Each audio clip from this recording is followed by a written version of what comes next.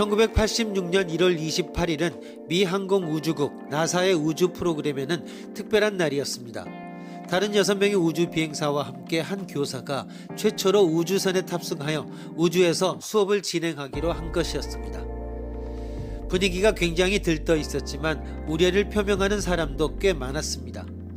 비행 당일 아침에 우주선의 일부 부품이 극한의 차가운 온도에서 손상될 수 있다는 예측 결과가 나왔습니다.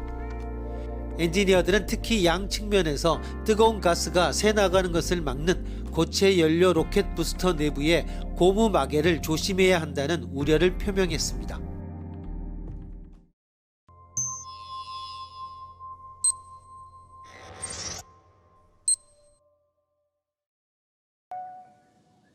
챌린저호 발사 하루 전날 나사 관리자는 이 고체 연료 로켓 부스터를 제조한 회사 측과 화상회의를 했다. 엔지니어들 역시 저온에서는 이 오링이 제 역할을 하지 못해 폭발할 수 있다는 점에 우려를 표명했다. 딱 한 번 추운 날씨에 우주선을 발사한 적이 있었는데 이때 오링이 심하게 부식되었다는 것이다. 당시의 온도는 12도씨였는데 지금은 -2도씨이니 발사 중단에 모두 동의했다. 그러나 나사는 잔뜩 기대를 걸고 있었기 때문에 제조회사의 간부들은 부담을 느껴 자사 엔지니어들에게 결정의 재고를 부탁했다. 이에 엔지니어들이 다시 한번 발사 연기를 권고했다. 그러나 간부들은 발사를 승인해버렸고 그리고 결과는 수초 내로 수소 탱크가 폭발했고 안타깝게도 우주선은 폭발하고 말았다. 만약 당신이 우주 비행사 중 한 명이라고 가정하자. 엔지니어가 전화를 걸어와 우주 비행선을 발사시키는 것은 위험하다 라고 한다면 다음날 아침 비행에 나서지 않을 것인가?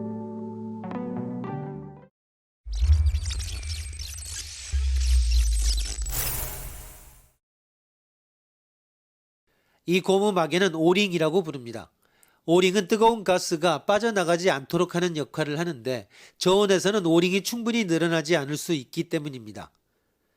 만약 가스가 빠져나가 버리면 고체 연료 로켓 부스터 옆에는 액체 수소가 담긴 큰 탱크가 있기 때문에 엄청난 폭발이 일어나게 됩니다.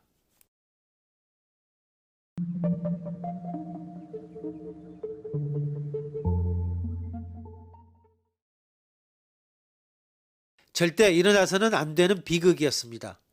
우주선 발사가 얼마나 위험한지 수학과 과학을 통해 충분히 증명했습니다. 다수가 챌린저호의 발사를 원한다는 사실 때문에 바로 코앞에 있는 진실은 외면해 버린 셈입니다.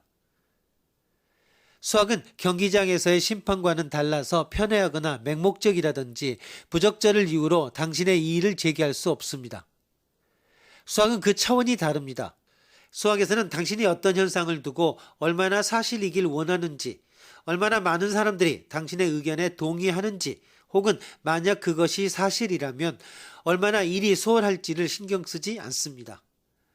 수학은 차갑게도 무관심하지만 수학과 과학은 상황에 대한 명료한 해석을 제시해 줍니다. 여기에 귀를 기울이느냐 아니냐는 당신에게 달려 있습니다. 모든 과학은 야누스의 얼굴을 가지고 있습니다. 공적으로는 모든 사람이 믿을 만한 지식으로 표현되지만 동시에 사적으로 과학은 불확실성과 논쟁을 경험합니다.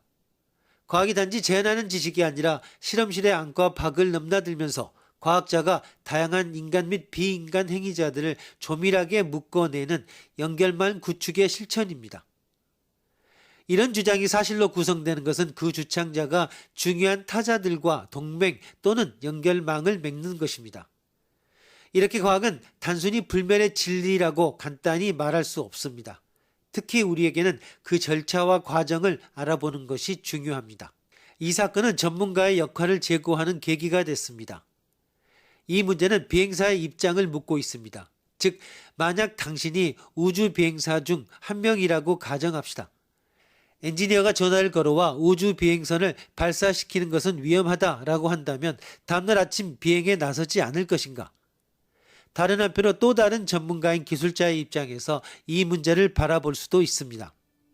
간부들이 엔지니어들의 결정을 무시해버렸을 때 미 항공우주국 측에 직접 연락을 취하거나 우주 비행사들과 직접 이야기를 해보았어야 하는가? 그렇다면 그 이유는 무엇일까? 이를 통해 전문가주의를 다시 한번 생각해 볼 수 있습니다.